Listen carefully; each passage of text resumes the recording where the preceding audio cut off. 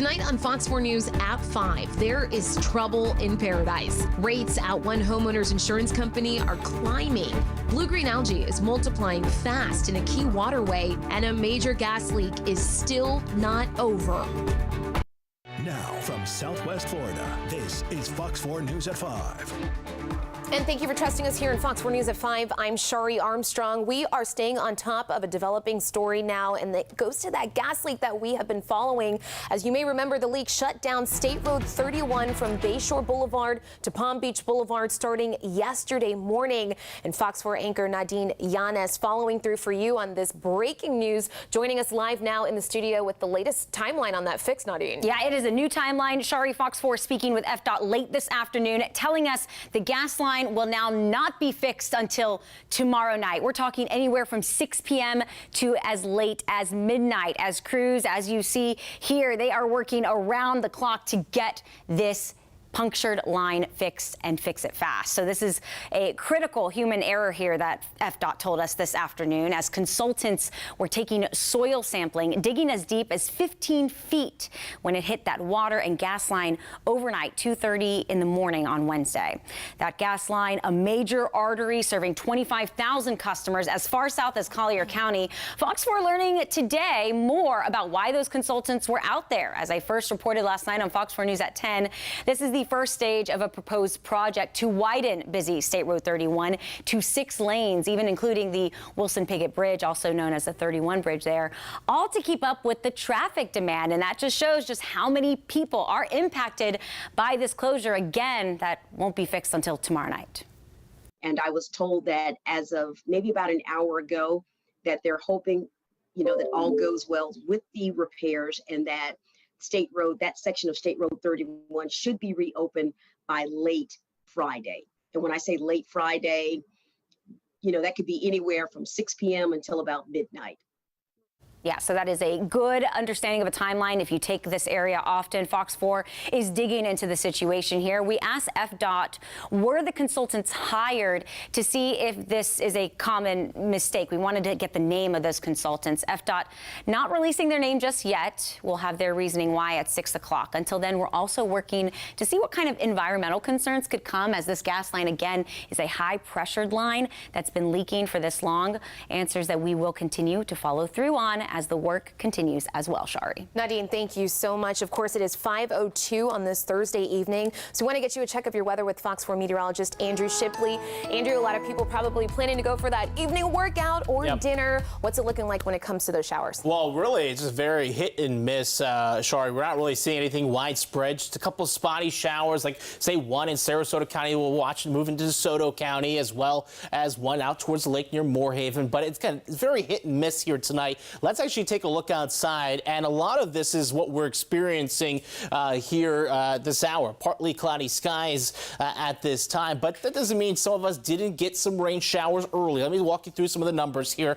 Arcadia, just over an inch worth of rain here. Arborwood, about 1/3 of an inch. Estero, just about over 1/10 of an inch, as well as on Sanibel out near the lighthouse. It's also very muggy out there. We're seeing dew points in the mid-70s. So that means soupy conditions out there, and those feels like temperatures in the mid-90s, feeling like 95, say here in Fort Myers for you. I'll be breaking down what we can expect for the rest of the night, as well as our rain chances heading into the weekend. Those details coming up. Thank you so much. We want to get you some breaking news out of Tallahassee that really affects a lot of us tonight. State regulators have recommended rates for Citizens property insurance customers go up by 13%. The decision just broke in the past 30 minutes. The increase impacts homeowners, condo owners, renters, and those with mobile homes, and certainly many people throughout Southwest Florida. Scripps News reporter Forrest Saunders is in Tallahassee right now. He's been keeping a close eye on this for you, and he's going to have much more for you in just 30 minutes. Well, just in the last few minutes, State Attorney Amira Fox joined the Charlotte County Sheriff in announcing a grand jury indictment against 2 people charged with first-degree murder. She says Andrew Smith and Melissa Diamond Demontres conspired to murder a man in southern Charlotte County back in 2022. The pair are being held in the Charlotte County Jail without bond as they wait for their trial dates. Well, big question here. Can this distinct rear windshield help Collier County investigators solve a crime in Golden Gate? The two people inside this black pickup were badly injured in a shooting and crash just around 11 o'clock a week ago, last Thursday, on Immokalee Road right near Twin Eagles Boulevard. And now investigators are asking if you saw anything that could help determine just what happened to this truck. Call them, the Collier County Sheriff's Office, or you're asked to call Crime Stoppers. And if you are in Lee County, though, the city of Sanibel was devastated by Hurricane Ian. Leaders are already working to plan the city's 50-year celebration. And listen, they want to hear from you, whether you live on Sanibel or whether you just like to frequent there because we love it so much. So they want to know, what do you want to see? Fireworks, a festival, some special speaking events. They want to hear from you, and we are showing you right now. We've got a link on our website to help get your input. Just go to fox4now.com.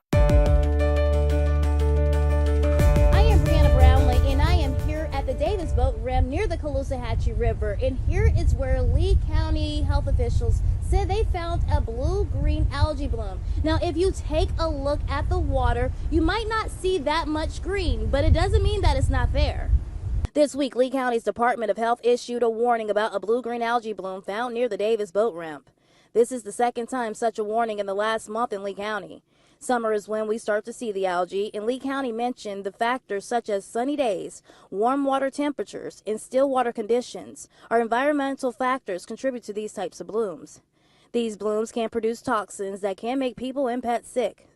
It also impacts our ecosystems such as fish, and when speaking with one water quality advocate, he fears that this is just the tip of the iceberg, and like him, people who live in the area are concerned. It has been connected with neurodegenerative diseases like Parkinson's and Alzheimer's and ALS. Leave the water not fixed or corrected and constantly take care of it.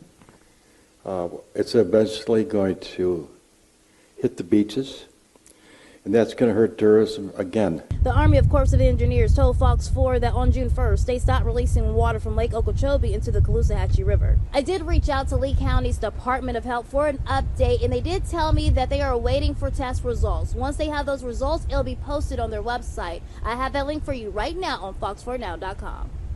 In Fort Myers, Brianna Brownlee, Fox 4. Flooding from Ian, no doubt a concern for so many of us. But you know, another reality for some people was drainage and flooding before that storm even hit. I want to introduce you to Rafael Rodriguez. He lives in Cape Coral, and we went to his home 2 weeks before any of us even knew what we'd face with Hurricane Ian. That's where we saw rainwater ponding on the roadways at Hancock Bridge Parkway and Cultural Park Boulevard, and it was flowing towards his front yard. Well, he had even bordered his garage with sandbags. And remember, this is last year when the city told us drainage products were underway. But we talked to Rafael today, and he says he is still waiting for repairs in his community. Listen to his message to the city. What are they going to do to help us about this flood? Because I bought this property 2 years ago, and this is no flood zone. This is no flood zone. Why that accumulation of water? We've reached out to the city about these drainage projects because we know many of you need those repairs. We'll have the latest on their timeline tonight on Fox 4 News at 6. Hazardous smoke from the Canadian wildfires continues to impact millions of people from the Northeast down to North Carolina. The MLB postponed the Nationals Diamondbacks game today because of poor air quality in Washington, D.C. The New York Racing Association also canceled racing at Belmont Park 2 days before the facility is scheduled to host the Belmont Stakes. And the New York Giants canceled practice. The National Weather Service is saying the smoke could hang around possibly into the weekend. El Nino is officially back. The National Oceanic and Atmospheric Administration announced that today and says the climate condition is expected to get stronger going into the winter. It formed at least a month earlier than most El Ninos do. Usually the El Nino conditions reduce hurricane activity in the Atlantic, but forecasts don't think that's going to happen this time because of record warmth in the ocean already. A surprise opinion from the Supreme Court today. A majority of justices siding with liberals and progressives around the country in demanding that Alabama redraw its congressional maps. The case at its heart is whether Alabama violated the Voting Rights Act when they drew their map. Around 27% of voters in Alabama are black, but only one of the 7 congressional districts in Alabama is majority black. The Supreme Court could have sided with state lawmakers in Alabama in allowing them to draw maps that they deem fit. The Supreme Court could have also dismantled the Voting Rights Act of 1965 in the process, but that's not what the Supreme Court did on Thursday. In a 5-4 ruling, Chief Justice John Roberts and Associate Justice Brett Kavanaugh sided with the more liberal-leaning justices in saying Alabama needs to redraw its map and consider race more next time. Now, if you don't live in Alabama, this still has the potential to impact you. It means that state lawmakers in your state will still have to factor in race when it comes to drawing congressional districts, which happens about every 10 years or so. As a practical political matter, Thursday's opinion tells the country that the Supreme Court may be more conservative leaning on paper, but that doesn't mean it will always side with conservatives. It also brings up the possibility that Democrats could soon pick up a seat in Alabama, potentially impacting control of the House of Representatives. As a reminder, June is traditionally when the most consequential opinions at the Supreme Court are released. We're still waiting on opinions involving student loan forgiveness as well as affirmative action. Joe St. George, Scripps News, Washington. Imagine racing to the ER pregnant and in desperate need of medical help and being turned away. Well, it's a violation of federal law, but our investigative team discovered hundreds of cases where that's been happening.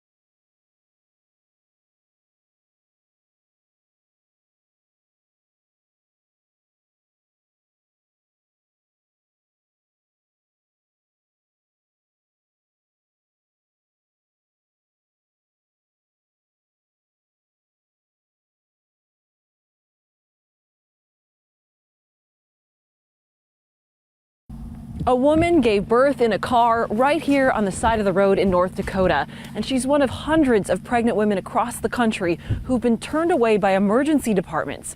I'm Lori Jankliha. Our Scripps News investigation looks at where it's happening, how often, and why.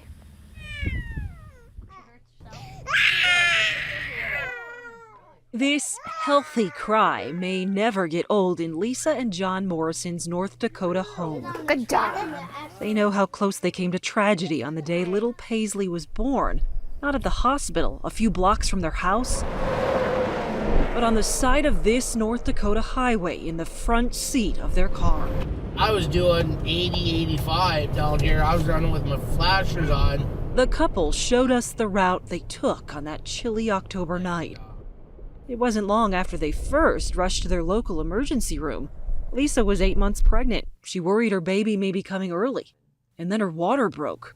I knew it'd be not long and she'd be there because with my other girls, my water broke and they were there right then and there.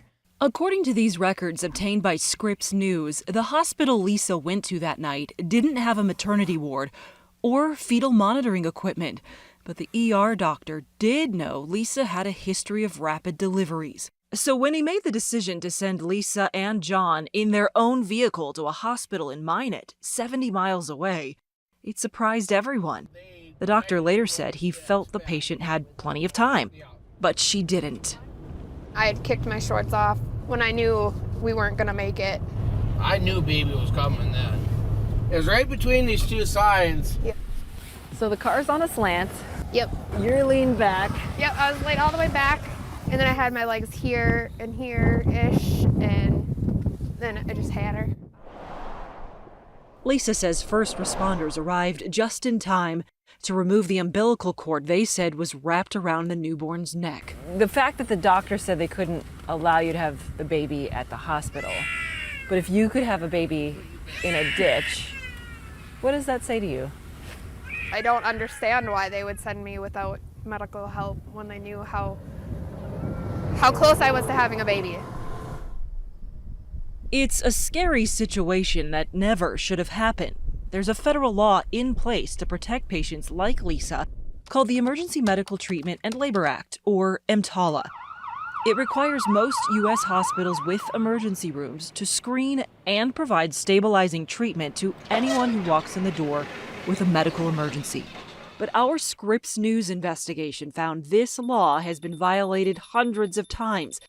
In cases involving pregnant patients like Lisa, we discovered nearly 400 hospitals committed at least 683 violations since 2011. Why is this still happening in 2023? I honestly don't know. Mary Ellen Palowich spent years at the Centers for Medicare and Medicaid Services, a federal agency that investigates cases like these. I don't think hospitals are intentionally trying to violate EMTALA. I think they are trying to do the right thing the majority of the time. When you talk to hospitals, some of them have even made in their own rebuttals, like, look, we're a rural hospital. We tried everything we could. We don't have these services. We're trying to do the best we can. Yeah. Is that fair? It's fair, but it still doesn't give you a pass. Our investigation found while hospitals, including the one in Lisa's neighborhood, are required to take corrective action like implementing additional training, very few, only 3% since 2011, have been slapped with fines. We sent this email to the Office of the Inspector General for the Department of Health and Human Services, asking why there are so few financial penalties, and they ignored our question. But the American Hospital Association told us it is confident that hospitals nationwide are trying to provide the best care for moms and babies, regardless of any threat of fines. In Lisa Morrison's case, records show her doctor told government investigators, in retrospect, he should have done things differently. But neither Lisa's doctor nor her hospital agreed to an interview with Scripps News. Lisa says she would like an apology. What would you want him to say? I mean, just to own up to that he made a very bad call in letting us go in our own vehicle. You trust the doctors around here to have your best interests at heart. It's scary. Lori Janglihas, Scripps News, Harvey, North Dakota. Oh, how humid it's been out there today. Check out the feels like temperatures at this hour. 95, feeling like in Cape Coral and Fort Myers, 94 in Punta Gorda, despite those temperatures actually being in the upper 80s at this time. But it's not a bad afternoon. Let's check out, look outside. Right now, you're looking at partly cloudy skies at this hour. That said, though, inland, we are seeing a few spot showers there for you. Let me show you where some of these these are. They're inland. They're in Hendry County. Again, very rural area pushing out towards 27 and away from us. Also a few spot showers out towards Moorhaven and then down south in Collier County just to the east of Golden Gate, moving north, probably just going to pass just south of Orange Tree. But again, very hit and miss here this evening. Especially the next couple hours, we do expect gradual clearing. Temperatures dropping from the mid-80s down into the 70s there by 11 o'clock here tonight. Ultimately, though, mid-70s is going to be that bottom out mark, but that's above normal. Normal temperature this time of year, 73 degrees, so warm night for us. As for tomorrow, very similar to today, as we're going to be seeing those temperatures again into the upper 80s. Some of us flirting with that 90-degree mark with some shower and storm chances, especially in the morning hours, because we are watching more of those westerly winds, which means those storms form near the coastline in the morning, push off to the west. It actually will be impacting the evening hours off towards the east coast. But we're also going to be dealing with that humidity as well tomorrow. The temperature is going to be feeling like mid-90s to upper 90s. Say Arcadia, for example, we're forecasting feels like temperature right around 98 degrees. So if you are going to be going to the beach, afternoon hours are going to be better for you there, but surf 1 to 2 feet, low rip current risk, though moderate chance of showers and storms, especially in the morning hours here. You can see that there in Collier County, and then forming up right around 2 o'clock just to the west, just to the east at I-75, and then we'll be pushing inland out towards the lake into the afternoon hours. But we will be tracking more storm chances for you in towards the weekend. Temperatures, though, start to warm up into next week, up to 96 degrees as we roll into next Thursday. You notice, though, Tuesday, Wednesday, Thursday, watching those rain chances backing off to a smidge.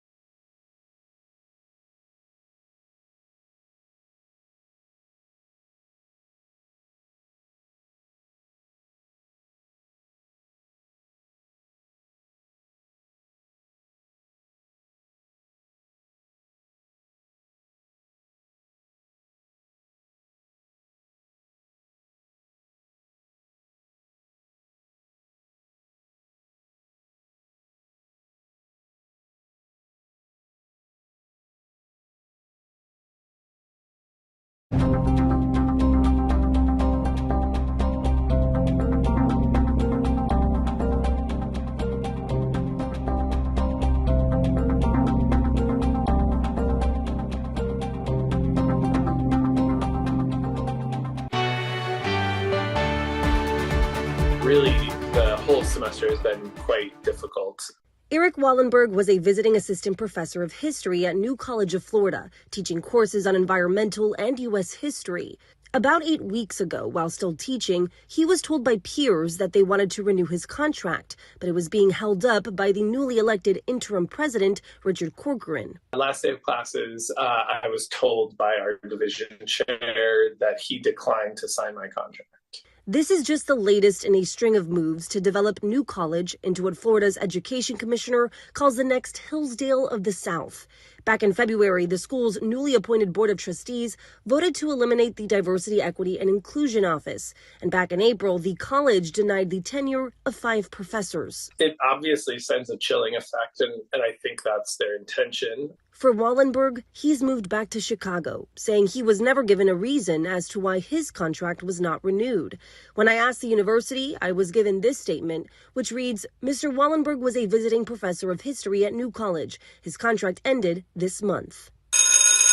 Another professor that's been let go elsewhere in the state is Sam Jokel. I finished teaching a class, and I walked out of the classroom on my way back to my office and was stopped by the provost and the dean of my college, and was asked if they could speak with me privately. Jokel was a professor of the honors program in English at Palm Beach Atlantic University. He says in early February, the dean handed him an envelope saying that his contract renewal would be delayed pending a review of the material in his racial justice unit. So I've been teaching this racial justice unit for 12 years, and not once in those 12 years did any administrator ever voice any concern with the unit. That's why I say this came out of nowhere. The university told Jokel that a parent raised a concern with the university's president, saying he was indoctrinating students. A month later, Jokel was terminated. The decision here was motivated by race, in the sense that it was motivated by the university's opinions, feelings, motivated by what they thought of a professor teaching about racial justice. After countless letters of support for Jokel, the American Association of University Professors looked into his case. The university told the AAUP that Jokel was provided an opportunity to address complaints. The university followed procedures, and that Jokel was not summarily dismissed. The university also stated to AAUP that as it relates to academic freedom, Dr. Jokel was not dismissed for teaching a unit on racial justice. The AAUP asked the university to reverse its decision in firing Jokel, but PBAU has not made any comment on the matter, nor responded to questions I asked since I started reaching out 2 weeks ago.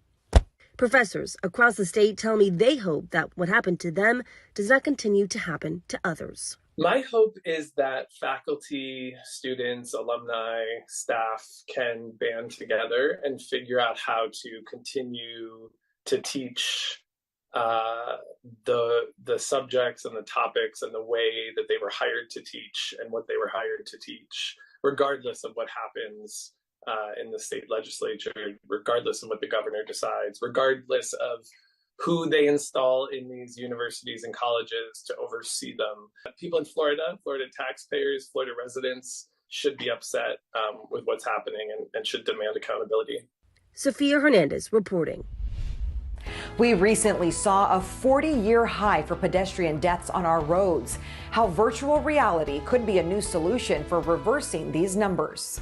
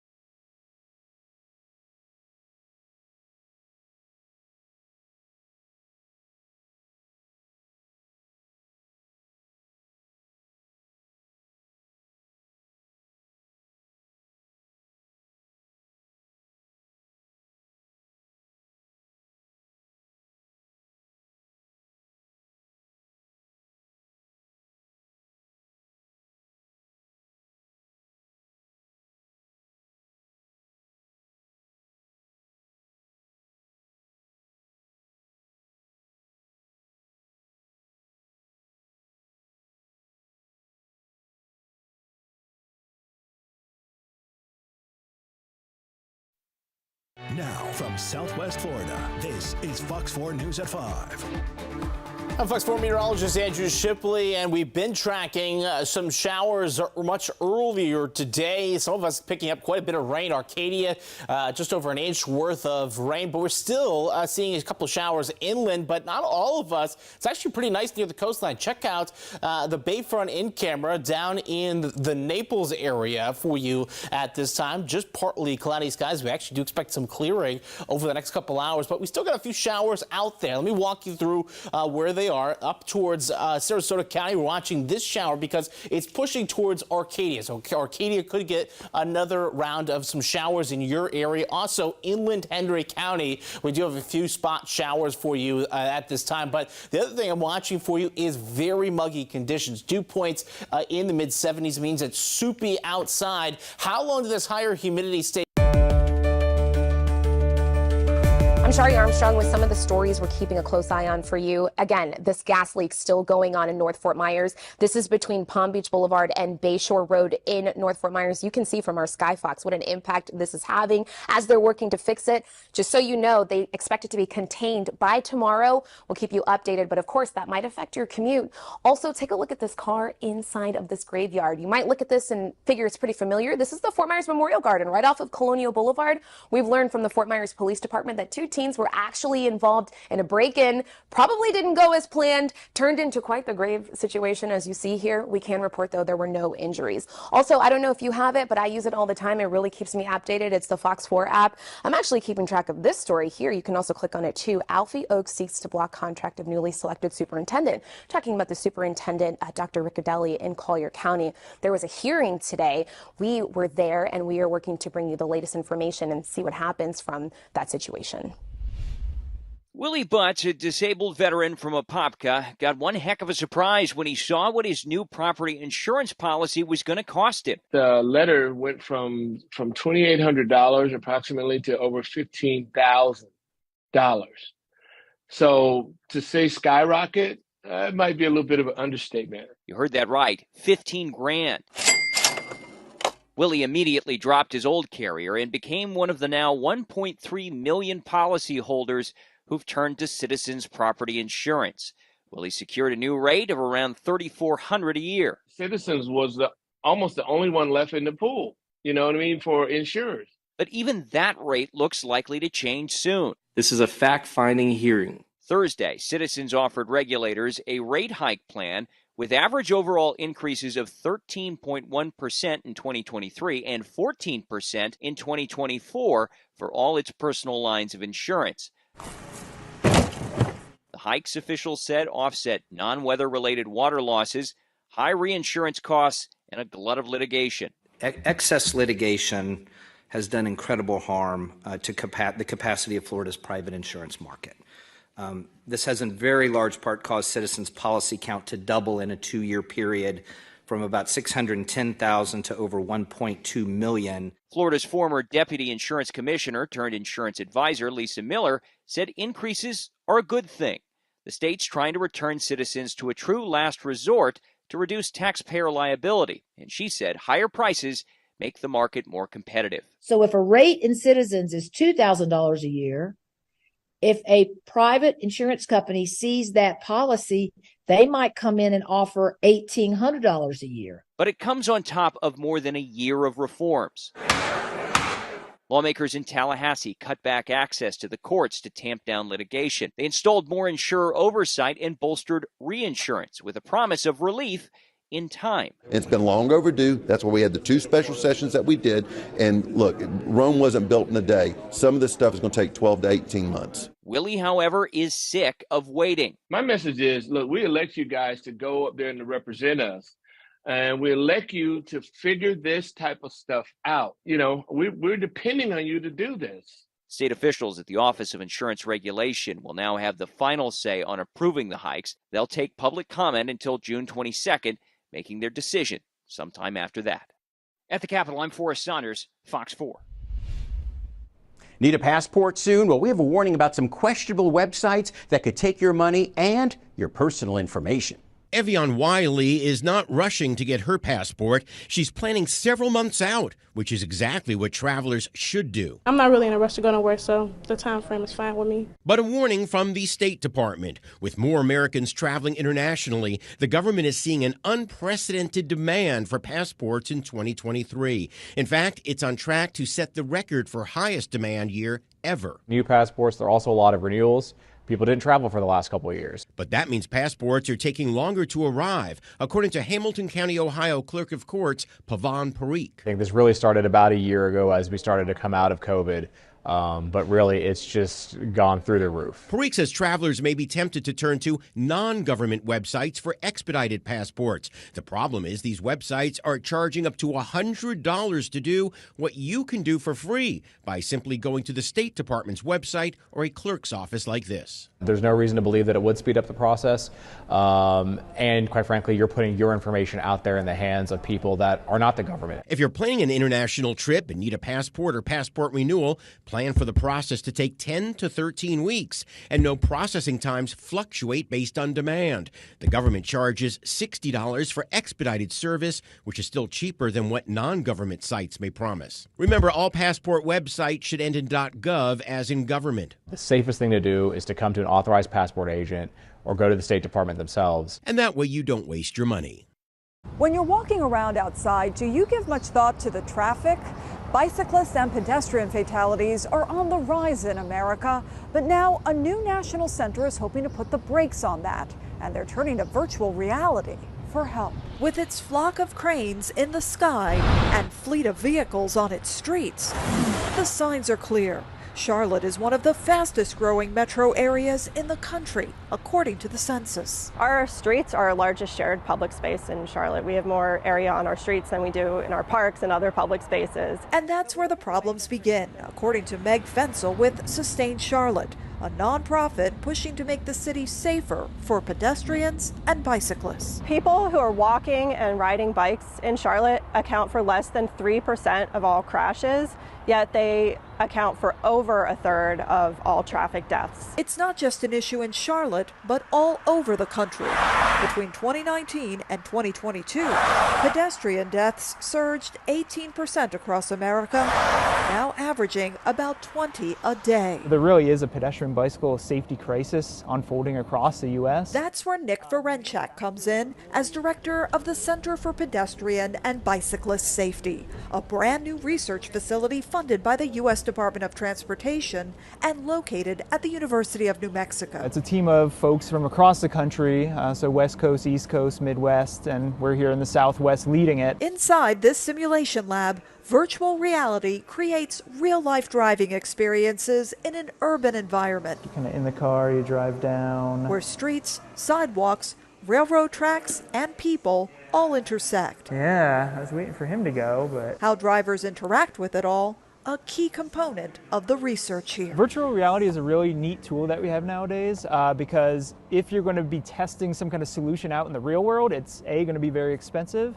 and B, it could be unsafe, right? Something that you try might not work, and then somebody could be killed if you test it in the real world. So virtual reality allows us to test things at a very basic level. It's a four-way stop. Getting behind the wheel feels completely immersive, like you're really driving on a road. Our roads, especially in our urban areas, really prioritize moving vehicles quickly, and that comes at the detriment of pedestrians and bicyclists who are also trying to use that road space. How to improve sharing that space is the main focus here, now specifically looking at bike lanes. It actually makes the entire roadway safer for all road users because it slows vehicles down. Then the next step up is actually protecting that space.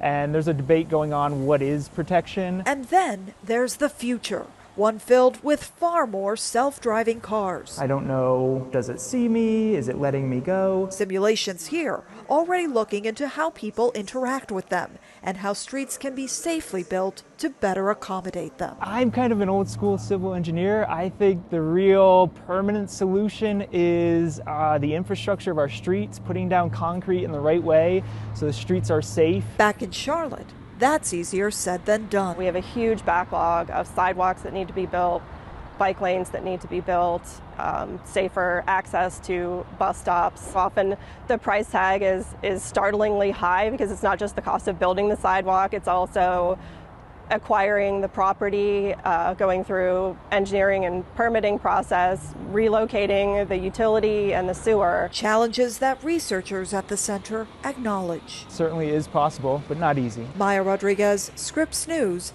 Albuquerque, New Mexico. I'm Caitlin Knapp in Collier County. How many of you at home are celebrating Pride this month? I'm looking into how some new state laws could change the way the celebration looks like here in Naples.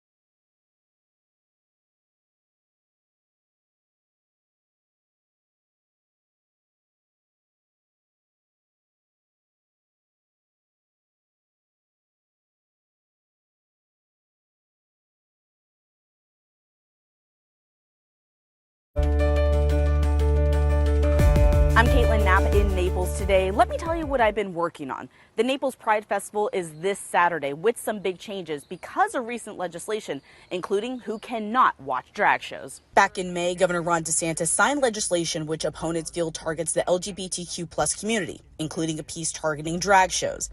Under the law, businesses cannot allow children inside if there's a drag show.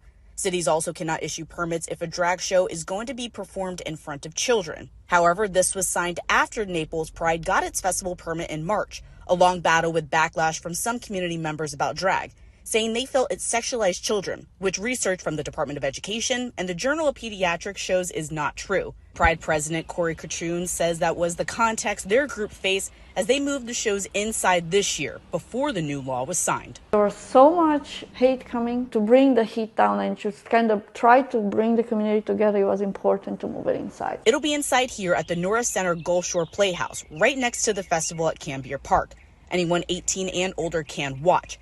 Because they moved it inside, the president said they had to cut down the performers from 25 to 10. limiting show times throughout the festival. The Naples Pride president tells me they expect around 5,000 people to come. And like every year, they are working closely with the Naples Police Department to make sure everyone stays safe during the festival. Reporting in Naples, Caitlin Knapp, Fox 4. Afternoon, evening for us after the rain we had earlier. The humidity is cranking here this evening. Check out those feels like temperature, feeling like 95 in Cape Coral, Fort Myers, 96 in Naples. Though those temperatures are actually in the upper 80s. And speaking of outside, let's take a look at what it looks like in Bokeelia. Pretty sunny evening for us. Not a bad night for any event. Looks like someone's planning something there with the tarp there on the camera, but we are looking at a pretty nice evening for us. Sunset right around 8:20 as temperatures drop into the 70s there by about 9 o'clock. Clearing skies, though. We do expect more of the clear skies here through the overnight hours.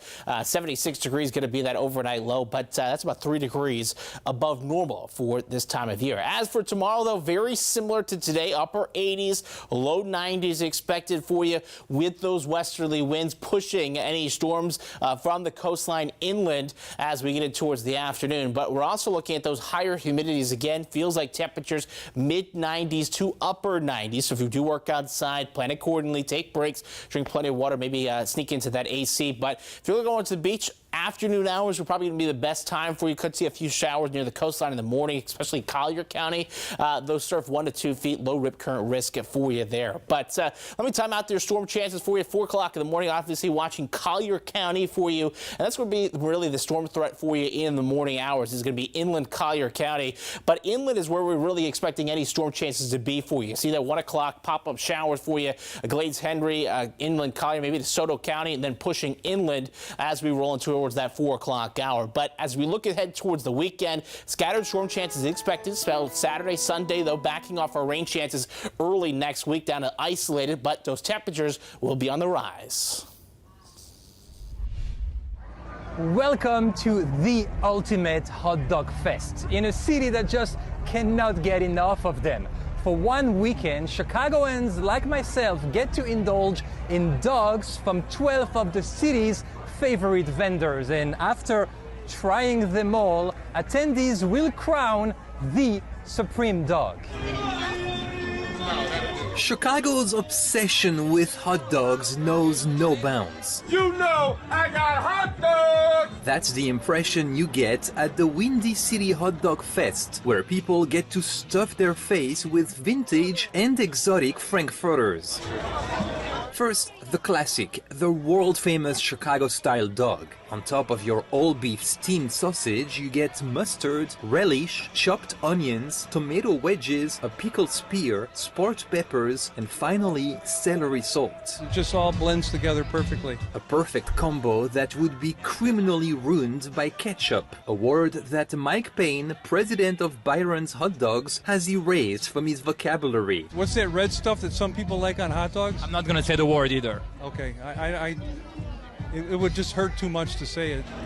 There is tradition, and then there is innovation, as in putting nacho cheese and flaming hot Cheetos on top of your dog. An idea this vendor credits to his nephew. Has your nephew filed for a patent? No, not yet. You could be really rich. Yeah, he could. Next door, it's Lola style, baby. That's how we do it. You have Lola's Coney Island and their signature Detroit-style chili dog, which won the People's Choice Award last year. When they bite into it, they see the meat rolling down. You want it messy and you want as much meat as possible. Of course. We got tikka masala. At Tandoor Char House, you'll find Indian-inspired dogs like the spicy achar. I love the crunch of the vegetables on top and that kick at the end. Yeah, right? That's really good. Thank you. So good. Clearly, I enjoyed sampling all those delicious dogs, but it came at a cost. Ben Shimiso. I've lived in Chicago for more than 10 years and have always wanted to join a hot dog eating contest, so my editors let me sign up. Get set, go! But I overestimated my appetite. Plus, my competitors really knew what they were doing. While I managed to gulp 5 down in 5 minutes, Teddy, Let's hear it for Teddy. Teddy De La Cruz took the trophy home by downing 12 dogs. His secret, dipping them in different sugar drinks. It tastes better if you mix up the drinks, so it makes it easier.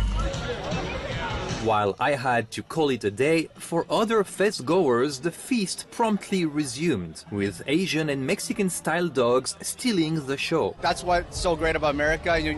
Every country brings their own culture in terms of food, especially, and they kind of mix it and blend it, and the result is something even better than before. Unfortunately, there was no People's Choice Award this year because of a glitch with the voting system, or maybe the tech person responsible for it had one too many dogs.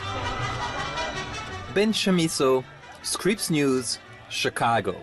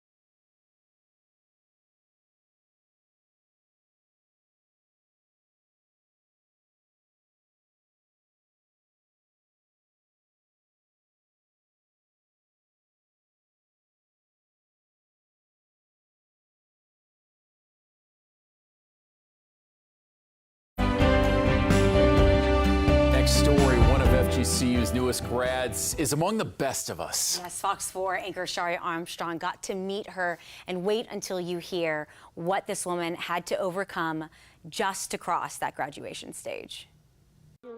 It took a moment for Tasha Ailarant to process. Yo, this is actually happening. But when it finally settled in, yeah, we got this. They are the first students in Florida Gulf Coast University's RISE program. FGCU says it's the first academy for adults with intellectual disabilities throughout Southwest Florida. I was diagnosed with a learning disability at the age of 12. Before the big day, this Immokalee High School graduate shared her story with me. I lost my dad at the age of 2 due to gun violence. And then right after that, my mom, she passes away from kidney failure. And the only person that actually believed in me was my mom. Tremendous loss and bullying about her disability fueled a desire to end her life. I was just tired of the pain and everyone telling me that I will never add up to be anything or that I will never make it to college because I have a disability. Support from teachers helped Taja, and her pain turned into a desire to advocate for people just like her. I always tell people, I'm like, people with disabilities just want to be treated like anybody else. That mindset drove her to apply to college and to get a job as a residence assistant, overseeing freshmen at the university, a responsibility that's redefining. Because people with disabilities, they don't get the opportunity to have a leadership role. A notion Taja hopes to change. That's the person that I am. I'm going to find a way to get my way. And that's how she found her way here, in front of the proud grandma who helped raise her. I am so proud of you. And with a vision to continue her education and to become a public speaker. What would you say to your mom in this moment?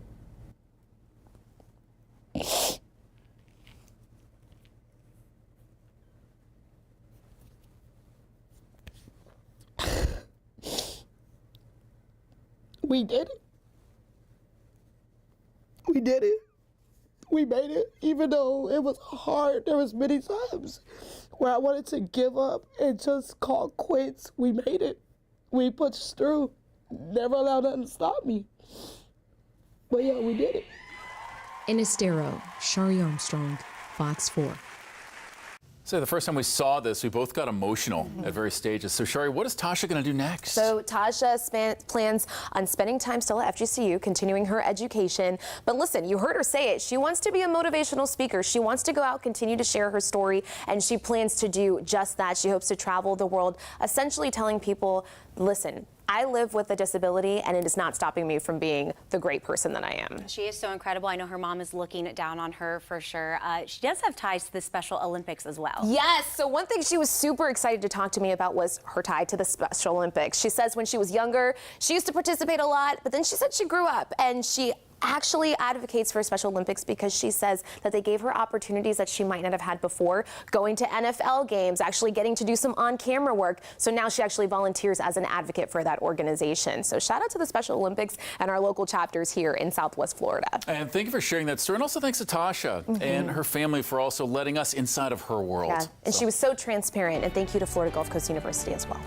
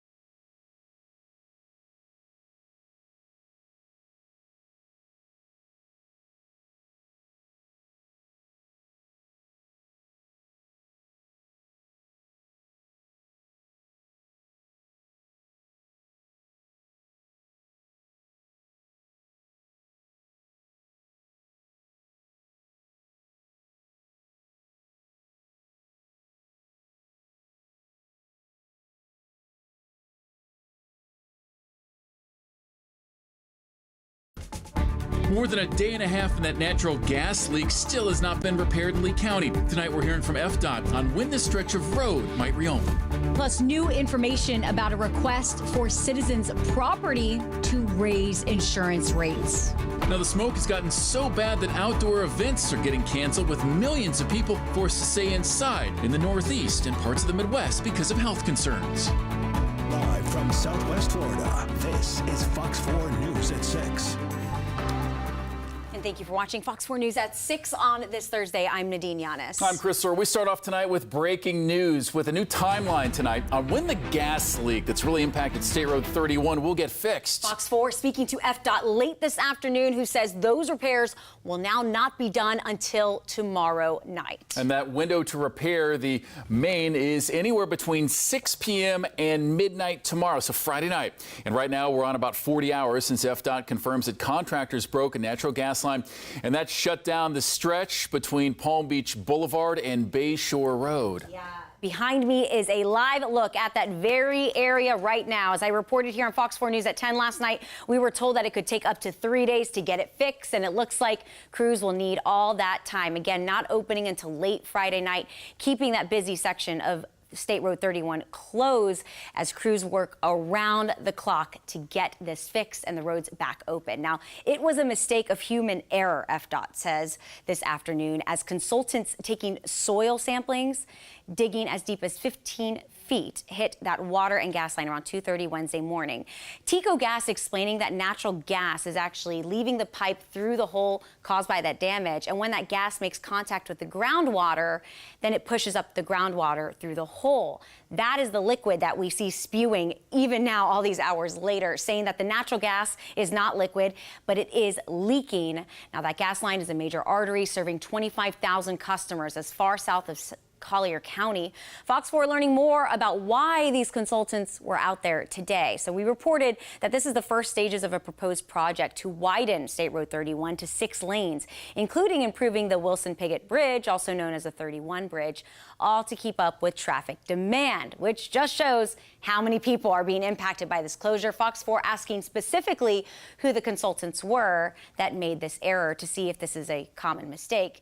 FDOT not ready to say their name just yet. Take a listen. What actual company?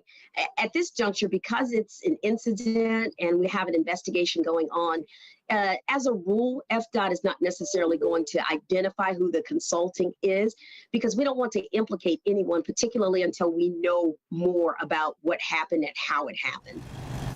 So FDOT's doing their own investigation here. The spokesperson also could not answer exactly why these consultants were digging so deep for these soil samples and how it's all part of the project. But she did say this is common practice at this point of a project study. Now, Tico Gas also says the plan to fix this is by installing a new pipe to bypass the damage. We're working to learn what kind of environmental concerns there could be with a gas line leaking like this, or what kind of threat there is to the community.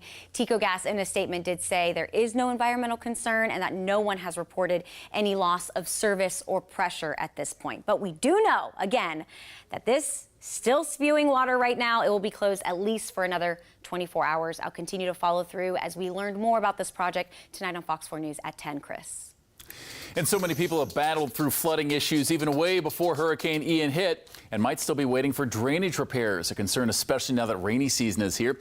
Tonight, Fox 4's Shari Armstrong checks back in with a Cape Coral homeowner who says he worries each time it rains.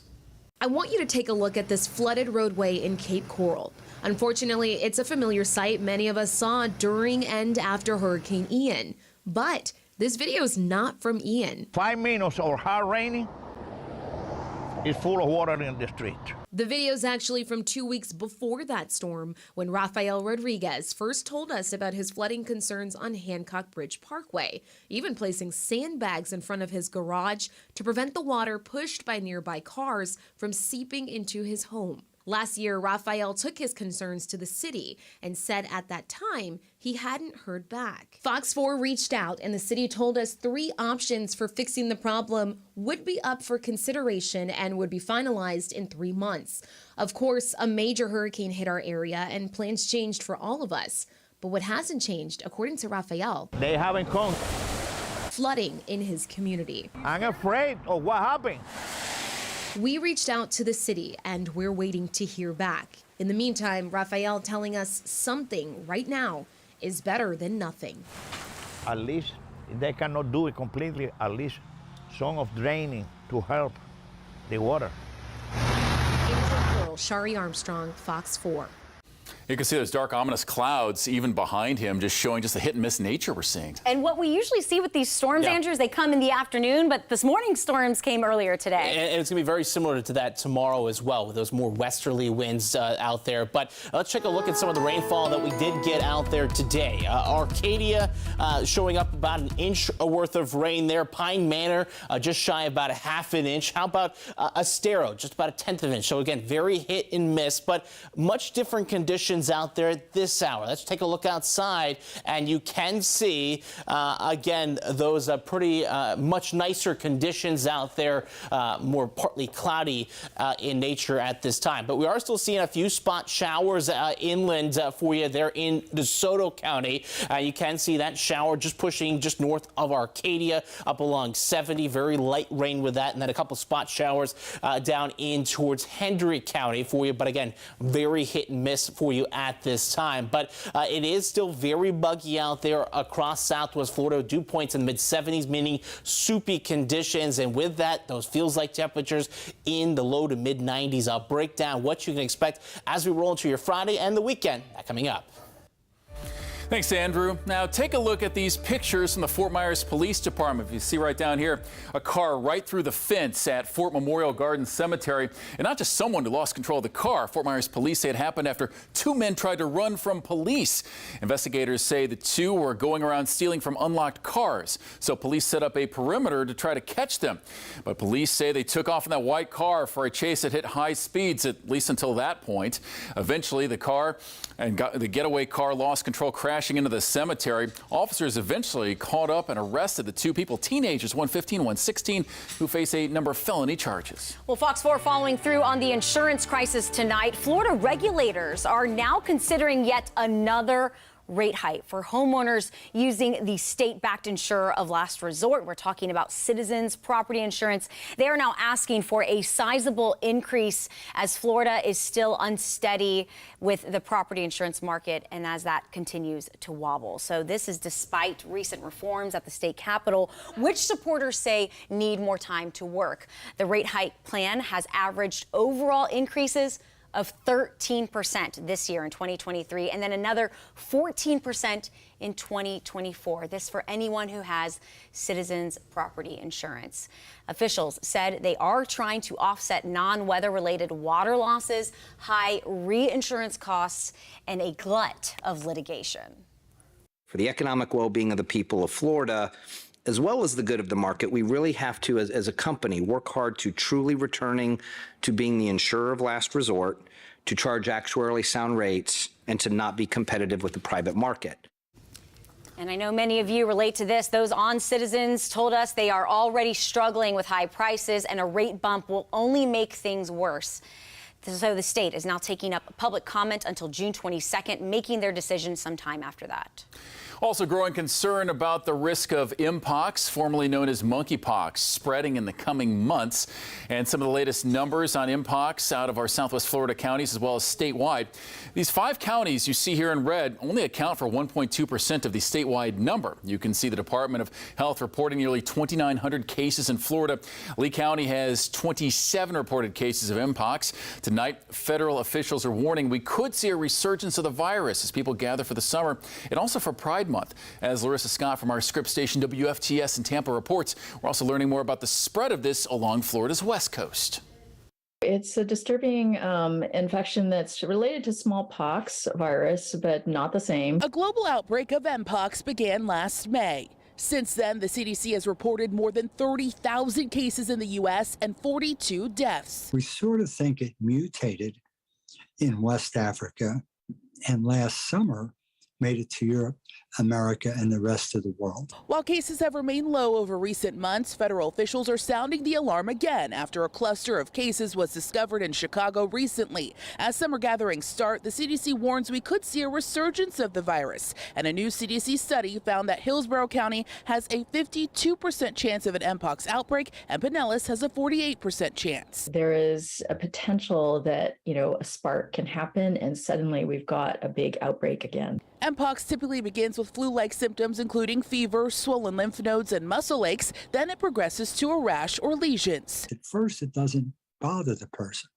but then after several days, it seems to become very painful. Typically, you could see a rash on the arms, legs, and hands, but lately doctors say the rash is behaving a little differently. But we're seeing it more on the trunk, more around your mouth, around the anus. Mpox is not airborne. It's spread through direct, prolonged contact with someone who has an active rash or by touching something that's had contact with a rash. And while it is not a sexually transmitted disease, it can often be spread through close contact like sex. Some of the recommendations are around safe sex, obviously, around protecting yourself. Mpox can affect anyone, but spread has been concentrated in the LGBTQ community. And the greatest risk group are men having sex with men, but in general, a sex act of any kind is at risk. As Pride Month events are underway, health officials believe there will be a spike in cases, and they want anyone celebrating to be on the lookout. So it's a real concern that as everyone's sort of celebrating, getting together, sharing that close contact, that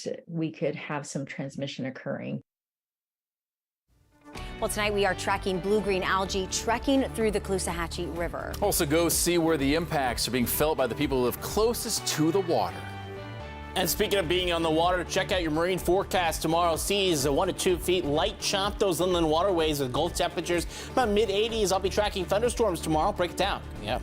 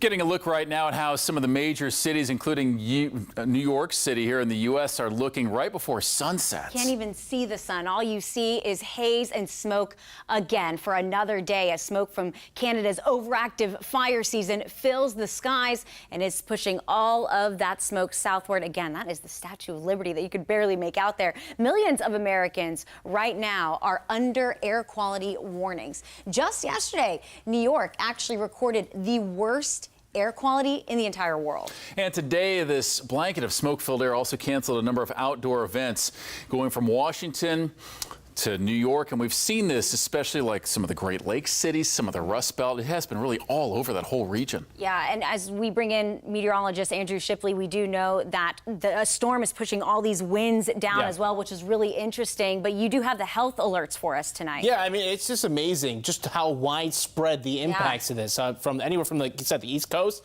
all the way up into the Great Lakes. And let me show you exactly where some of these air quality alerts are, all the way from even spots out in Cincinnati, Chicago, Detroit, Cleveland, Philadelphia. I mean, you could just name off maybe every major city up along the east or northeast there, and you're pretty much affected by this. And let me show you actually where some of these worst of that smoke is right now. Toronto, Buffalo, and then pushing out towards New York, Washington, D.C. That rust color there, that's that worst of the smoke over the last 6 hours, still impacting large portions of the Northeast, but even some portions down towards, say, Charleston, Charlotte, seeing even some of those pushes smoke. Not as dense as, say, up New York City, but still tracking that smoke for us. But not here in Southwest Florida. Let's take a look outside. Across Caloosahatchee, beautiful blue sky. We're very lucky to see that here this evening. That said, I still am tracking a few spot showers for you. They're just north of Arcadia, up along 70, seeing some light to moderate showers going to pass just north of Arcadia, up along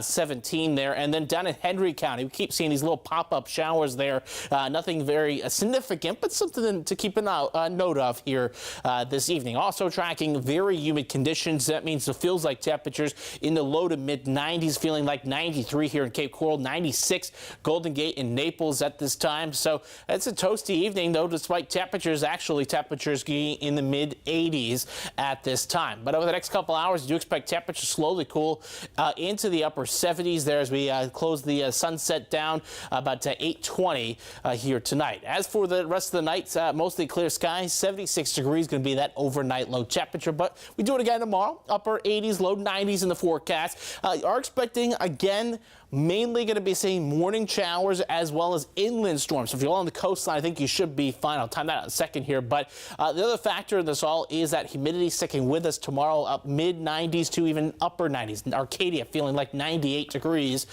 tomorrow afternoon. If you are looking to cool off, maybe looking to go to the beach, surf 1 to 2 feet, low rip current risk. But again, there is that chance for a few thunderstorms, especially down in Collier County in the morning hours here. So let me time it out here at 4 o'clock in the morning.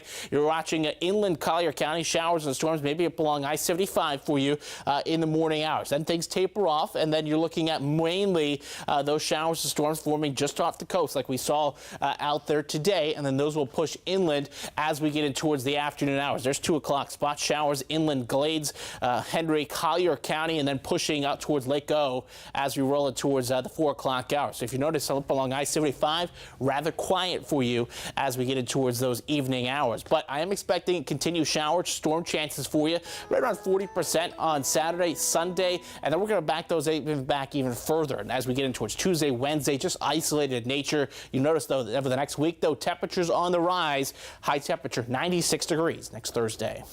Thanks, Andrew. Now back to those Canadian wildfires and that smoke filling the skies, that color, it's so striking. It's eerie to see, Chris. Madeline Rivera does show us, though, how it is, again, prompting those health warnings for millions of people tonight.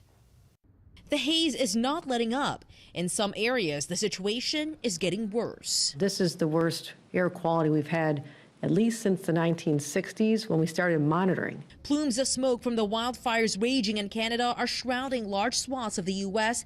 from the Midwest to the Carolinas, forcing officials to cancel more events and activities because of poor air quality. It smells like barbecue.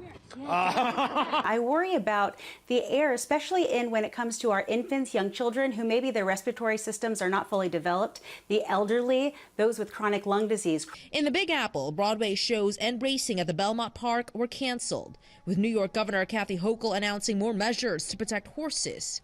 New York City public schools are going remote, and some flights have been grounded. Unfortunately, this smoke is impacting visibility in a big way, particularly in the airports in the New York area, LaGuardia, JFK, Newark, the airports in the D.C. area, Baltimore, Dulles, and DCA, and then also Philadelphia. In the nation's capital, Major League Baseball, the Nationals versus Diamondbacks baseball game was postponed. The National Zoo in D.C. is also closed. President Biden is advising people to follow local warnings. To keep up to date on the air quality in real time, go to the app that we provided. It's called airnow.gov and check on one another. The smoke is even impacting the White House's itinerary. Their Pride event scheduled to be on the South Lawn Thursday night was rescheduled for this weekend. In Washington, Madeline Rivera, Fox News. 3 games, 3 wins. Just have one left to get the Kelly Cup again. We'll go through the Everblades' quest to repeat. Still here ahead on Fox 4 News at 6.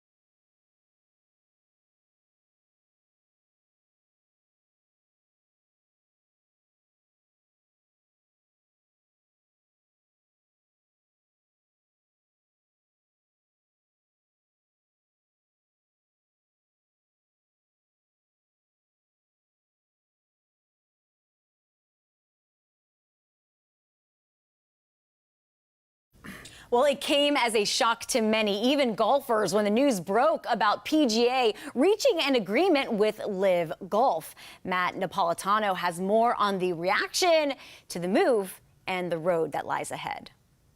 Since the formation of the Live Golf League, PGA Tour Commissioner Jay Monahan has sounded off against the rival, from calling out its Saudi financiers and their ties to human rights violations to the golfers who jumped ship for big paydays. That's what made Monahan's announcement that the tours are merging all the more surprising. We just realized that we were better off together than we were fighting or apart. The PGA Tour, Live, and the European DP Tour joining together next year under a new entity that will transform the game of golf on the global stage. With this merger, existing litigation between the PGA and Live is gone. The team format from the Live Golf League will be part of gameplay going forward, and the governor of the Saudi Public Investment Fund will have a seat on the entity's board of directors. PGA golfers seemingly finding out by media reports like everyone else, criticizing Monahan after they stayed loyal to the tour and passed up bonuses from Live to the tune of 9-figure amounts. One of the vocal critics of Live, Rory McIlroy, asked about standing by the tour. It's hard for me to not sit up here and feel somewhat like a sacrificial lamb. There's just going to have to be conversations that are had. 9/11 Families United, which represents the families of victims of the 2001 terror attacks, is now one of Monahan's biggest critics for aligning with Saudi-financed Live, writing in a statement, quote, "Make no mistake, we will never forget." In New York, Matt Napolitano, Fox News. Tomorrow night, Friday night, will be another big night for the Florida Everblades of the ECHL. It could also be the last night of the season. The Everblades are back in Estero for Game 4 of the Kelly Cup Finals against Idaho. The Blades have won in just about every fashion so far. Last night in Game 3 from Hertz Arena, the Everblades won a defensive gem, 1-0 the final score with this late goal in the second period. So now the Blades just have to win tomorrow night for Game 4 of this best-of-7 series to capture the Kelly Cup for the second straight year. It would also be the third time in the franchise's 25 years. Puck drops tomorrow, 7:30 p.m. from Hertz Arena. I am Brianna Brownlee reporting in Lee County, where all eyes are on the Caloosahatchee River, bracing for the blue-green algae. I'm tracking current conditions as bacteria moves west from Lake Okeechobee.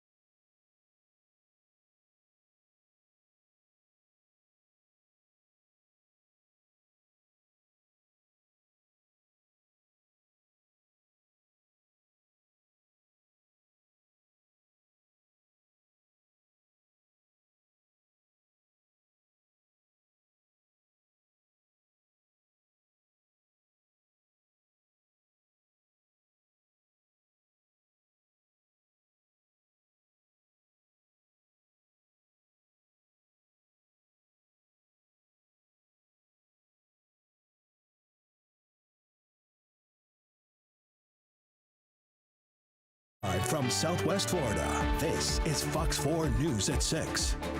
Thank you so much for keeping it here with us on Fox 4 News at 6. I'm Chris Earl. And I'm Nadine Yanis. We want to go back out live to Lee County as more details are emerging about that natural gas leak that workers hit early Wednesday morning. Here we are 40 hours later. The stretch of State Road 31 in Lee County between Palm Beach Boulevard, Bayshore Road still closed. That water is still leaking. We are told that this will now not be fixed until late Friday. That means anywhere between 6 p.m. and midnight tomorrow night, according to FDOT. Also, Tico Gas wanted to clear up. What you're seeing here is water spewing out. The gas line was hit underneath the water, but when the gas makes contact with groundwater, that pushes up all the pressure and the water out there. Also seeing the impact on traffic as well. The Right. Bayshore Road exit there, North Fort Myers, exit 143. More cars on that as usual because you can't get between Babcock Ranch and Fort Myers Shores. Also a health warning tonight along the Caloosahatchee after a water sample tested positive for a blue-green algae bloom. So that sample was taken from the Davis boat ramp in Fort Myers Shores. Blue-green algae is popping up during the warmer months, and the county is warning people to be cautious about this. Fox 4's Brianna Brownlee was at the Davis boat ramp to explore what this means for the people who live near the water. I am here near the Davis boat ramp along the Caloosahatchee River, and here is where that warning was issued. Now I want you to take a look at the water. Now you might not see much green, but that does not mean that it's not there. And when I was speaking with one water quality expert, as well as someone who lives in the area, they tell me they worry about the future impact. I really didn't see anything that alarmed me. David Creedon moved to Florida a couple of years ago to escape the Wisconsin winters. He lives along the river and since the DOH's warning, he's been bracing for the latest round of blue-green algae. I've been watching it and expecting some trouble that's going to come down the road, come down the canal rather. And he's not the only one. I don't think anybody would be surprised to hear that we are likely in for a bad summer. Joseph Bonanzia is the communications director for the Right to Clean Water. He tells me he feels we are only at the tip of the iceberg and is concerned about the impact. It has been connected with neurodegenerative diseases like Parkinson's and Alzheimer's and ALS. Bonanzia says experts are predicting this summer could rival what Southwest Florida experienced back in the summer of 2018 and 2019. Fearing what may come this summer, he wants more action because clean and healthy water is a fundamental right. To do what it has to do to clean up the lake. Not just to try to clean it up after the fact, but to stop the pollution at the source from going into the lake. Does that mean we're going to need more enforcement? Then do more enforcement. I did reach out to Lee County's Department of Health for an update, and they did tell me that they are waiting for test results. Once they have those results, it'll be posted on their website. I have that link for you right now on fox4now.com. In Fort Myers, Brianna Brownlee, Fox 4.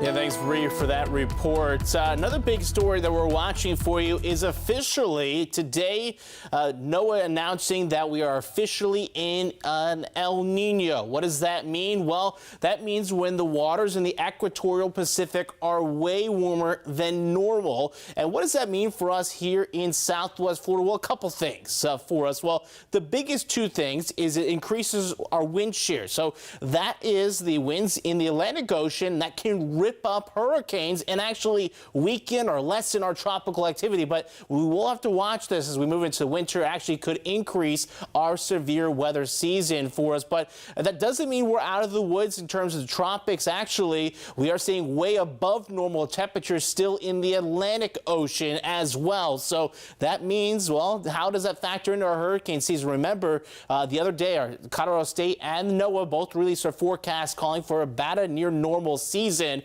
for us, and we've already had 2 storms so far in 2023. The good news is nothing is expected over the next 7 days. Obviously, we'll keep an eye on this as we continue to move through hurricane season, guys. All right, Andrew, thank you. Also, recent Florida legislation, which opponents say targets the LGBTQ+ communities, is changing how some prides are celebrated, including right here in Southwest Florida. Part of what organizations are left to deal with is how to implement the ban on children from attending drag shows. What our Caitlin Knapp asked Naples Pride president about today ahead of their Pride weekend celebration this weekend.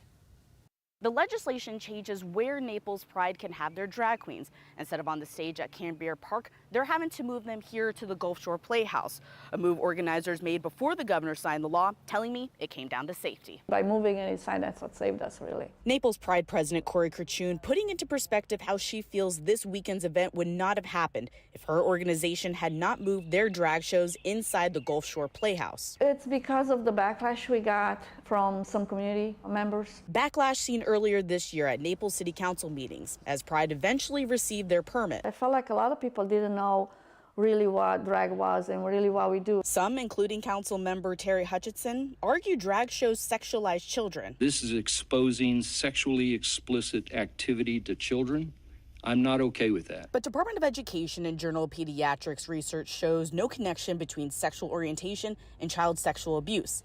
The debate and this year's event comes as Governor Ron DeSantis signed laws opponents say target the LGBTQ+ community. It's really, these laws are affecting everybody. It is a hostile environment. Under the rule changes, businesses cannot allow children to watch drag shows, and cities cannot issue permits where drag shows are performed in front of children.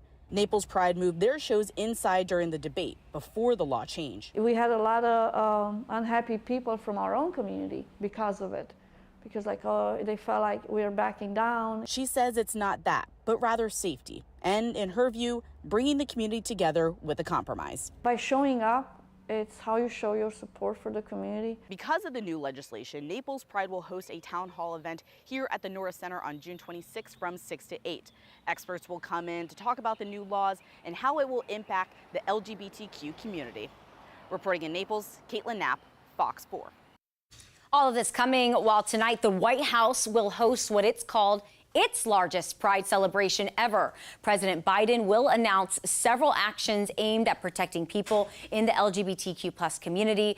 The administration is also going to unveil a partnership with the Department of Justice and Health to provide what they say is safety training and resources to help mental health providers care for transgender and gender diverse youth. This as well as proposing new initiatives to protect LGBTQ+ youth in foster care. State Attorney Mara Fox joined the Charlotte County Sheriff to announce a grand jury indictment against two people charged with first-degree murder. Fox says Andrew Smith and Melissa Diamond Dimitrowicz conspired to kill Sean Armstrong in Charlotte County last year in September. Investigators say the two lured Armstrong into the woods, killed him, and then put Armstrong's body back in his own car. The pair is being held in the Charlotte County Jail without bond as they await trial dates. A surprise ruling from the U.S. Supreme Court today, and it means that one southern state must redraw its voting maps. In the 5-4 ruling, the High Court said Alabama's congressional maps for 7 districts likely discriminated against black voters. Alabama is 27% black.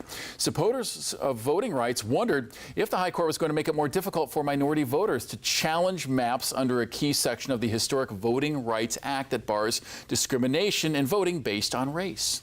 Well, there is confusion and concern that continues among the undocumented community in our state as we are now less than a month away from that new immigration reform taking effect. Axel Tercios is in Miami, where advocates say the new legislation will deter migrants from seeking social services and maybe even from reporting crimes. Fear among undocumented families in Florida. Tengo mucha temor porque por la razón de que pues no sé si me llegan a detener. A new immigration law will require hospitals receiving Medicaid money to ask patients for their immigration status. That it's causing fear and it's deterring people from seeking health care. According to migrant advocates, misinformation is causing panic for the undocumented. Our services team is already receiving reports of hospitals and doctors' offices refusing care because they are also afraid for being liable because they don't understand the full extent of the law. They think they can go to the hospitals, to the doctors, because they think if they go to the doctor, they asking, it is true because the law say, asking about the documentation. But answering about immigration status is optional and won't stop medical care. Nosotros nos dedicamos a la pizca de tomates. Mireya Estrada has harvested crops for over 18 years. Trabajo complicado. Sí, está complicado. The undocumented Mexican mother says she's considering leaving Florida. Vamos a ser afectados tanto como indocumentados como ciudadanos y residentes. Another concern is the law will stop people from reporting crimes. Our main focus is that people are not left behind. We sat down with Miami-Dade Police Department Director Freddy Ramirez. Is the department concerned that this law is going to prevent people with no documents from coming forward to report crimes? Absolutely. I understand how that population is in fear, no matter who you are, documented or undocumented, that if you're a victim of a crime or you're being victimized, to not be afraid to call the police. The law will also end local government funding for community ID programs. This is the membership. With some exceptions, like the privately funded membership card issued by the Farm Worker Association of Florida. Community IDs are the documents that immigrants use, for example, to open a bank account. The law will also invalidate driver licenses issued to undocumented immigrants in other states. The law goes into effect July 1st. Axel Turcios, Scripps News, Miami. Well, while the smoke from the Canadian wildfires has dominated the headlines, Mother Nature has another surprise for us tonight. We'll go out west, way out west. Another volcanic eruption in Hawaii, and what we can also expect here as we approach the weekend. And we are looking at pretty soupy conditions out there on the muggy meter. I'll break down what that means for humidity. That coming up.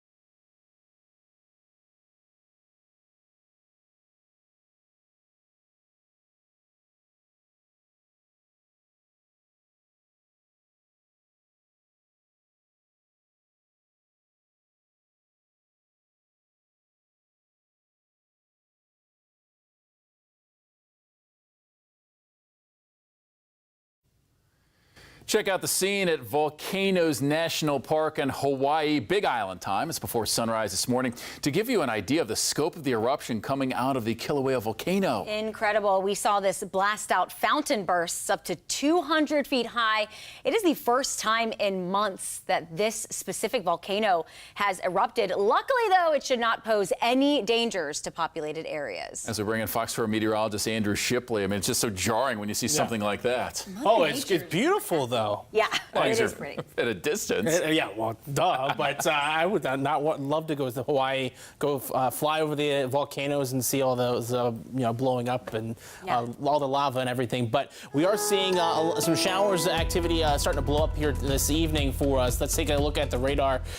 Some of that up towards Arcadia. This is fizzling out, but where I am watching some showers and storms really bubbling up there is north of Naples, Vanderbilt Beach, pushing out towards Orange Tree. Watch for a quick heavy downpour up along Immokalee Road for you as we roll through the next hour or so. But not everyone's seeing that. Some of it's seeing beautiful weather. Take a look outside.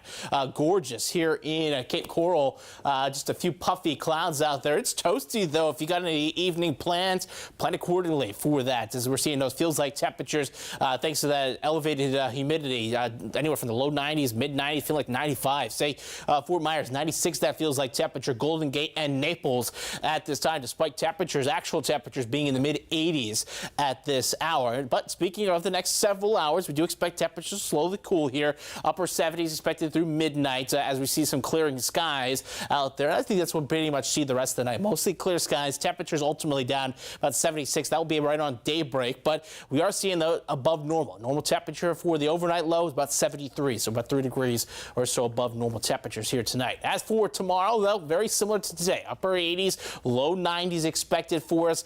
West winds, it means that any storms that form will be pushing from west to east across the peninsula, watching mainly off towards the east coast for those afternoon showers and storms. But we do expect still a lot of humidity out there tomorrow, mid to upper 90s. Say Arcadia, that feels like temperature forecasting 98 degrees. So if you're spending any significant time outdoors tomorrow, plan accordingly for that. Maybe take some breaks, drink plenty of water, find the AC, or find a place to cool off. Maybe go out into the beach tomorrow. Looking at west winds, again, 5 to 10, surf 1 foot to 2 feet.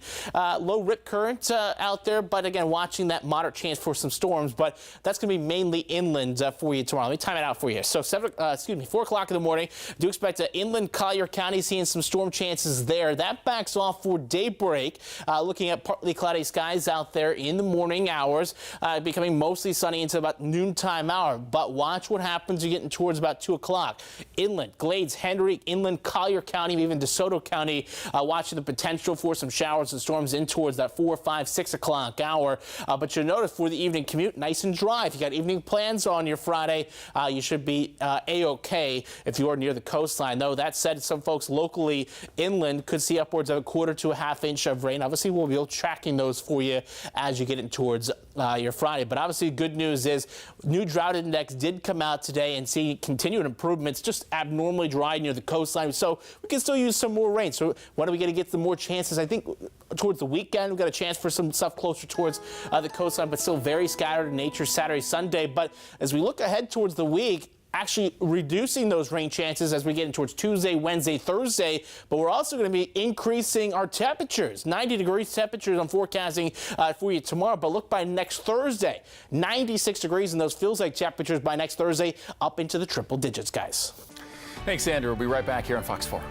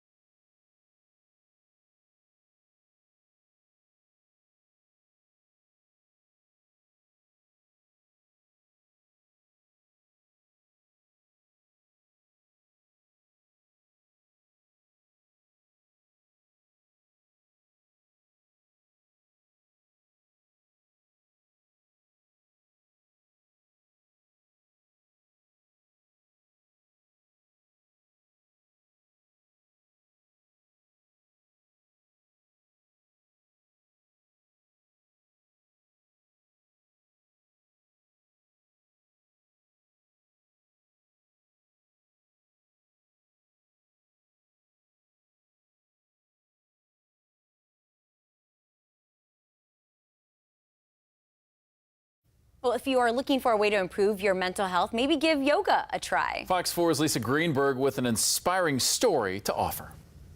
Well, I'm here at the David Lawrence Centers in Naples today to talk about the mental health benefits of yoga and meditation, especially for people who are in a substance use recovery program here at the centers. And who better to talk about something as important as this than someone who's been through the program herself, who now works here at David Lawrence Centers and is also a yoga instructor.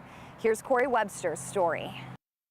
We'll get right into it, so put your right foot forward. Corey Webster is so much more than a yoga instructor. You'll send your hands overhead, take a deep breath in. I'm a hope dealer. A hope dealer, I love that. You see, Corey's path to get to where she is today required a lot of hope. Hope she passes on now to every single person she touches in her yoga classes at Yoga Lab in Naples and at the David Lawrence Centers for Behavioral Health. I am in recovery from substance use disorder. How long have you been in recovery? So my sobriety date is December 16th, 2017. But before we can talk about her last 5 years of sobriety, we need to take it back about 20 years. My parents got a divorce when I was about 18, and I thought it was a normal part of, you know, growing up, drinking and partying, and I just started experimenting with substances, and then I never stopped. And after being arrested for the third time for DUI in 2016, I felt like I was taking 2 steps forward and 3 steps backward, and I was just tired of living that way. And that's when I found David Lawrence Center and pled into the drug court program. What is the drug court program? So it's a program that is run between the State Attorney's Office, David Lawrence Center handles the clinical aspect of it, and the probation office. She says they all work together to help people with substance use disorder get another chance at life. Show them that recovery is possible instead of just sending them, you know, to jail or prison. It's a 1.5 year outpatient program. I remember in the beginning thinking, okay, well, I can't get away with anything while I'm in this program, so I made that commitment with myself. Like, I'm gonna go all in, I'm gonna do everything they tell me to do for a year, and if at the end of that year I wanna go back to my old life, I'll just do that. But somewhere along the way, she says everything clicked. I had recovered so much and healed that I loved the new life I had created for myself. I didn't want to go back. With a year of sobriety under her belt, Corey was just about to move on from the drug court program when a friend introduced her to yoga. And I loved it, and I thought it was really cool because I feel like I was resisting life, and recovery as well as yoga is teaching you how to stop resisting life and how to start embracing it and working with it. And she wanted to pursue it as a career, but the training was expensive. The David Lawrence Centers agreed to sponsor half. And when Yoga Lab heard Corey's story, they said, we got the rest of your scholarship. That's amazing. See, and sometimes I feel like it just takes those people believing in you, right? Absolutely. You know, now I work for both of the organizations that have helped me. That second organization, of course, being the David Lawrence Centers, where for the last year, Corey has worked as a certified peer recovery specialist, someone who can relate to others in the substance use recovery program there, to show them the way. So in a way, it's kind of come full circle, and it's really special to me. I mean, what an awesome life I get to live. For anyone who is struggling with addiction, what would you tell them? What's your message to them? There's an easier, softer way, and it gets a lot better when you just ask for help, surrender, and take that leap of faith. She really is just so incredible and such a good example of life after addiction.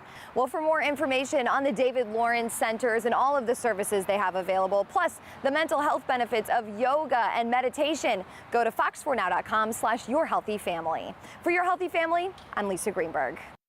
Still ahead on Fox 4 News at 10, we'll take a closer look at the timeline as well as the expectations on that stretch of State Road 31 going between Babcock Ranch and Fort Myers Shores, now closed for more than 40 hours after that natural gas main break early yesterday morning. Yeah, here is a live look again of the scene. This is water spewing out. Today we learned a lot more about the project, the gas leaking underneath, pushing the water up through that punctured line here. Fox 4 is learning more about the project, the timeline. We're told late Friday. Exactly what time? We'll have that answer for you tonight on Fox 4 News at 10. And thank you so much for joining us tonight for Fox 4 News at 6. Hope to see you back here at 10.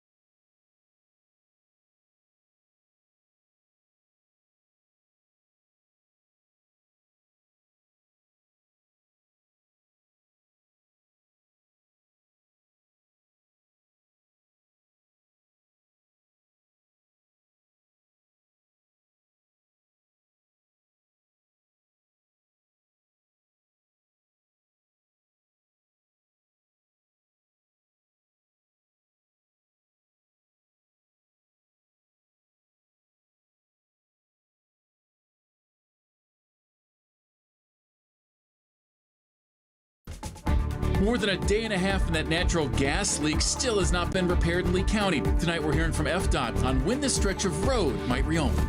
Plus, new information about a request for citizens' property to raise insurance rates. Now, the smoke has gotten so bad that outdoor events are getting canceled, with millions of people forced to stay inside in the Northeast and parts of the Midwest because of health concerns. Live from Southwest Florida, this is Fox 4 News at 6. And thank you for watching Fox 4 News at 6 on this Thursday. I'm Nadine Yanis. I'm Chris Orr. We start off tonight with breaking news with a new timeline tonight on when the gas leak that's really impacted State Road 31 will get fixed. Fox 4 speaking to FDOT late this afternoon, who says those repairs will now not be done until tomorrow night. And that window to repair the main is anywhere between 6 p.m. and midnight tomorrow, so Friday night. And right now we're on about 40 hours since FDOT confirms that contractors broke a natural gas line, and that shut down the stretch between Palm Beach Boulevard and Bayshore Road. Yeah. Behind me is a live look at that very area right now. As I reported here on Fox 4 News at 10 last night, we were told that it could take up to 3 days to get it fixed, and it looks like crews will need all that time. Again, not opening until late Friday night, keeping that busy section of State Road 31 closed as crews work around the clock to get this fixed and the roads back open. Now, it was a mistake of human error, FDOT says this afternoon, as consultants taking soil samplings, digging as deep as 15 feet, hit that water and gas line around 2:30 Wednesday morning. Tico Gas explaining that natural gas is actually leaving the pipe through the hole